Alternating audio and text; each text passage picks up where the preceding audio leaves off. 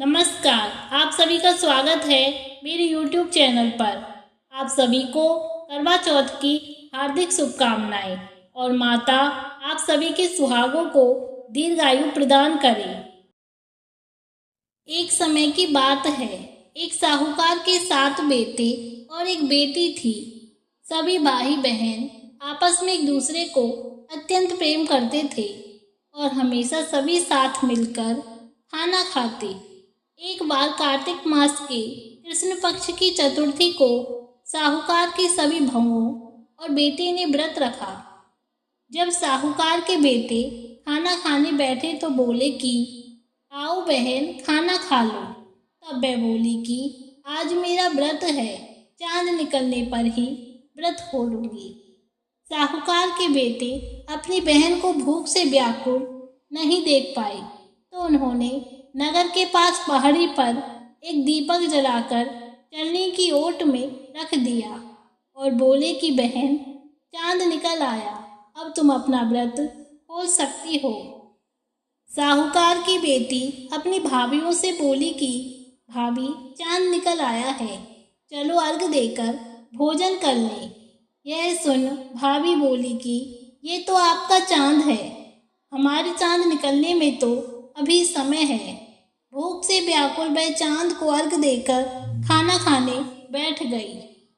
जैसे ही उसने पहला निवाला खाया उसे छींक आ गई, दूसरे निवाले में बाल आ गया और तीसरा निवाला खाने वाली ही थी कि ससुराल से बुलावा आ गया कि पति बीमार है। जैसी भी हालत में हो तुरंत ससुराल पहुंचो। उसे विदा करने के लिए जब माँ ने बक्से से कपड़े निकाले तो बार बार काले और सफ़ेद कपड़े निकले। तब बेटी अपनी माँ से बोली कि माँ ये सब रहने दो।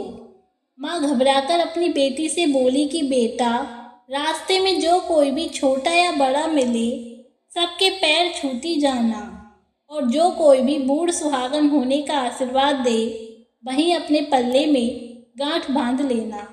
वह बोली ठीक है माँ और अपने ससुराल चल दी। रास्ते में जो कोई भी मिलता वह उन सबके पैर छूती गई। सबने सुखी रहो, पीहर का सुख देखो, यही आशीर्वाद दिया। ऐसे ही वो अपने ससुराल पहुंच गई। ससुराल के आंगन में छोटी ननद खेल रही थी। उसने अपनी ननद के पैर छुए तो ननद ने आशीर्वाद दिया, सदा सौभाग्यवती रहो, पुत्रवती हो। यह सुनते ही उसने अपने पल्ले में गांठ बांध ली। अंदर गई तो उसने देखा कि उसके पति का सब रखा है और उसे ले जाने की तैयारी हो रही है। यह देख वह बहुत रोई। जैसे उसके पति को शमशान ले जाने लगे वो रोती हुई बोली मैं इन्हें कहीं नहीं जाने दूंगी। जब कोई नहीं माना तो वह बोली मैं भी साथ में चलूंगी। जब वह नहीं मानी तो सब बोले ले चलो साथ में और फिर वह सभी के साथ शमशान चली गई। अंतिम संस्कार का समय हुआ तो बोली मैं इन्हें नहीं जलाने दूंगी। सभी बोलने लगे पहले तो अपने पति को खा गई, अब इसकी मिट्टी को भी खराब कर रही है। वो नहीं मानी और अपने पति को लेकर बैठ गई। थक हार कर सभी ने निर्णय लिया कि इसे यहीं रहने दो, एक झोपड़ी डलवा दो। अपने पति की साफ सफाई करती और उसके पास बैठी रहती। दिन में 2 बार उसकी छोटी ननद उसे खाना देने आती थी। वो हर चौथ का व्रत करती, चांद को अर्घ देती और जब चौथ माता आती तो कहती कर बोले भाइयों की प्यारी कर बोले, घनी बुकारी कर बोले। तो वो चौथ माता से अपने पति के प्राण मांगती और वह बोलती कि हमसे बड़ी चौथ माता आएंगी, उनसे अपने पति के प्राण मांगना। और सभी यह कहकर चली गई। आश्विन की चौथ माता आई और बोली कि तुझसे कार्तिक की बड़ी चौथ माता नाराज हैं, तो उनसे अपना सुहाग मांगना और उनके पैर मत छोड़ना। 16 श्रृंगार का सारा सामान तैयार कर लेना। जब कार्तिक की बड़ी चौथ करवा चौथ आई तब उसने अपनी छोटी ननद से 16 श्रृंगार और करवे भी मंगवाए। जब सास को पता चला तो बोली कि पागल हो गई है, जो मांगती है दे दो। साहूकार की बेटी ने करवा चौथ का व्रत रखा, चांद को अर्घ दिया और जोत करी। जब चौथ माता प्रकट हुई तो बोली कि कर बोले भाइयों की प्यारी, कर बोले दिन में चांद उगाने वाली, कर बोले घनी बुकारी, कर बोले। उसने चौथ माता के पैर पकड़ लिए और बोली, माता मेरा सुहाग वापस करो। तो चौथ माता बोली, तू तो बड़ी भूखी है, 7 भाइयों की प्यारी बहन है, तुझे सुहाग से क्या काम। वह बोली, नहीं माता, मैं आपके पैर तब तक नहीं छोड़ूंगी जब तक आप मुझे मेरा सुहाग नहीं लौटा दो। उसने चौथ माता को एक एक करके सुहाग का सारा सामान दे दिया। चौथ माता ने अपनी आंखों से काजल, नाखूनों से मेहंदी, मांग से सिंदूर निकाला और उसे करवे में घोलकर छोटी अंगुली से छींटा दिया, जिससे उसका पति जीवित हो गया। और चौथ माता ने जाते समय उसकी झोपड़ी पर लात मार दी। जैसे ही उसकी छोटी ननद खाना लेकर आई तो उसने झोपड़ी की जगह महल देखा। उसकी भाभी अपनी ननद को देखते ही उसके पास आई और बोली, आपके भाई जीवित हो गए हैं, आप घर जाकर सबको बताओ और बोलना कि हमें गाजे बाजे के साथ लेने आए। यह सुनते ही छोटी ननद दौड़ी दौड़ी घर गई और बोली, माँ भाई जिंदा हो गया है। यह सुनते ही सभी घर वाले गाजे बाजे के साथ अपने बेटे को लेने पहुँचे। माँ अपने बेटे को देखकर खुश हो गई।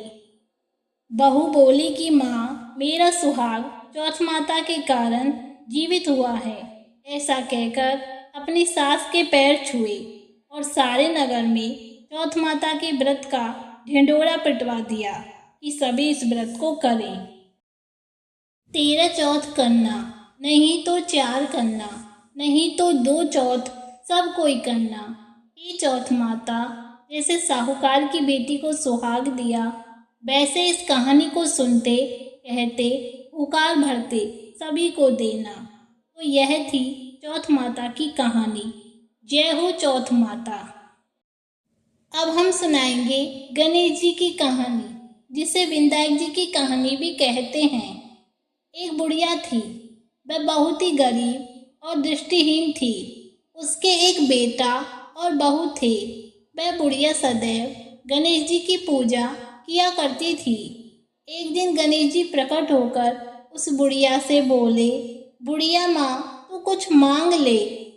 बुढ़िया बोली, मुझसे तो मांगना नहीं आता, कैसे और क्या मांगू। तब गणेश जी बोले, अपने बेटे बहू से पूछकर मांग ले। तब बुढ़िया ने अपने बेटे से कहा, गणेश जी कहते हैं तू कुछ मांग ले, बता मैं क्या मांगू। पुत्र ने कहा, माँ तू धन मांग ले। बहू से पूछा तो बहू ने कहा, नाती मांग लो। तब बुढ़िया ने सोचा कि ये तो अपने अपने मतलब की बात कह रहे हैं। अतः बुढ़िया ने पड़ोसियों से पूछा तो उन्होंने कहा, बुढ़िया तू तो थोड़े दिन ही जिएगी, क्यों तू धन मांगे, क्यों तू नाती मांगे, तू तो अपनी आंखों की रोशनी मांग ले, जिससे तेरी जिंदगी आराम से कट जाए। पड़ोसियों की सीख भी बुढ़िया माई को पसंद नहीं आई। एक दिन गणेश जी फिर प्रकट हुए और बोले, बुढ़िया माई कुछ मांग। तो बुढ़िया माई बोली, यदि आप प्रसन्न हैं तो मुझे 9 करोड़ की माया दे, निरोगी काया दे, अमर सुहाग दे, आंखों की रोशनी दे, नाती दे, पोता दे और सब परिवार को सुख दे और अंत में मोक्ष दे। यह सुनकर गणेश जी बोले, बुढ़िया माँ तुमने तो हमें ठग लिया, फिर भी जो तूने मांगा है वचन के अनुसार सब तुझे मिलेगा। और यह कहकर गणेश जी अंतर ध्यान हो गए। उधर बुढ़िया माई ने जो कुछ मांगा वह सब कुछ मिल गया। हे गणेश जी महाराज, जैसे तुमने उस बुढ़िया माँ को सब कुछ दिया वैसे ही सबको देना। जय हो गणेश जी महाराज।